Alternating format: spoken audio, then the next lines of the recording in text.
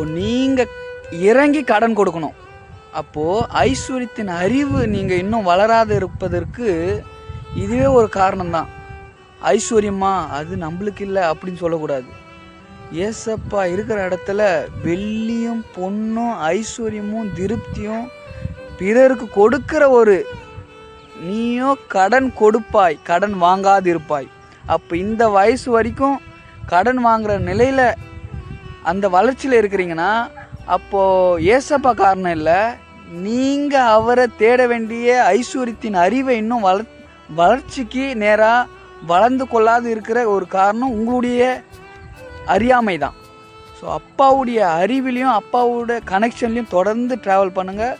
உங்களை கொண்டு செய்யும் காரியம் பயங்கரமாக இருக்கும்.